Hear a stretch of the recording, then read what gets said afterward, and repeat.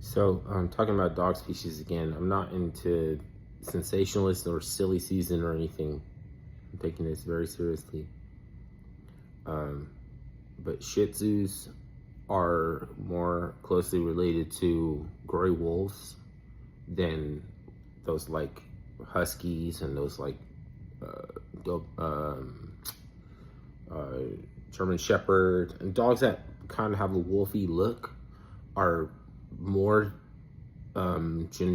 modified genetically, or I guess even not like we're using like high science test tubes and but just like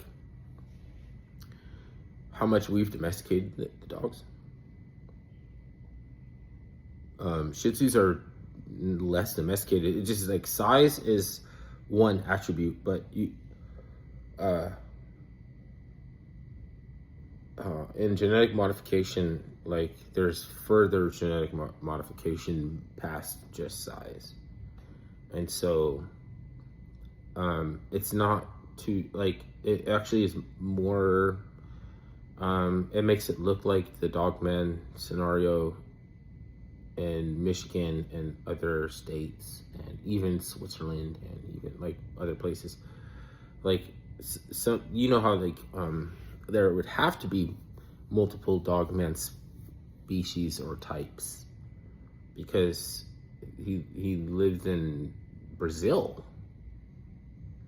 But there is Dogman imagery, like they try to capture Dogman's face, and his face looked like a Shih Tzu. He had a big, huge body and a face like a Shih Tzu. Like he had a little gray on the side of his mouth, short snout, And then there's the halfway ethereal Osirian cultic Anubis type dogman that likes to haunt cornfields.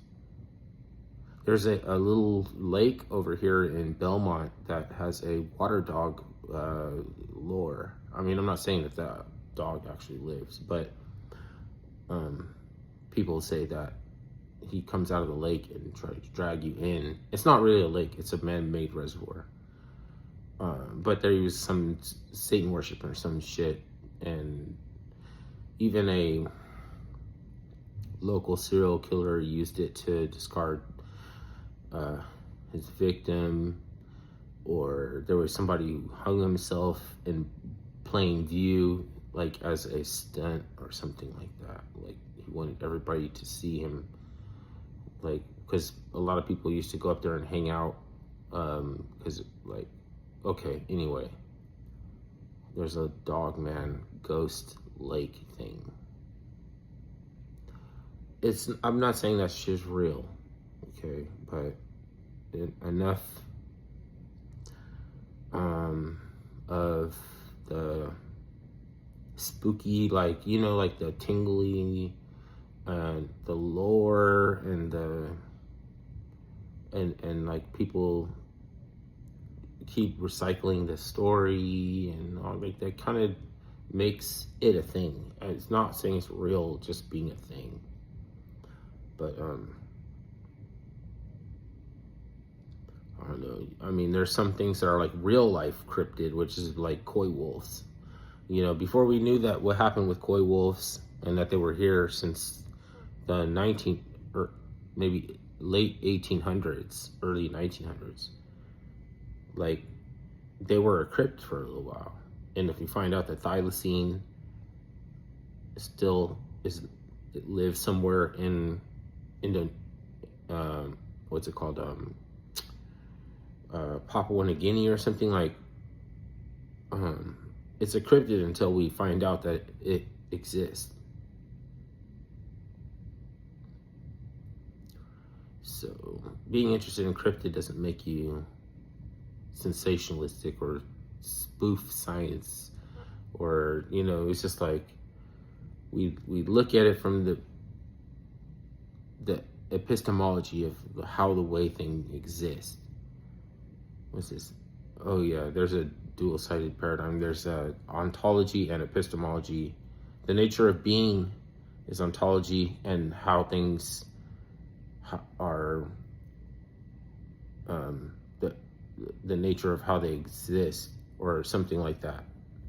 It's like, I'm not that great in either. And I say I want to save the English language, like all humans.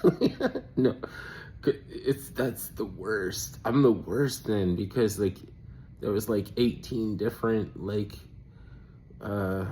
variations or something. Like, it was crazy, of the English language, and even how you pronounce English. It's just like, you can't stress anybody to discover this. I can't even remember. Sooner or later, you're gonna forget you even existed. You're gonna forget more things than you ever know at any point in time. After, like a certain point in, like, if you try to stress education, then you actually just turn people off to the subjects.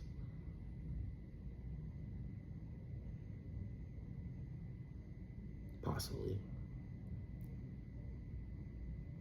So it's just a perspective. It's all about a consideration or a perspective.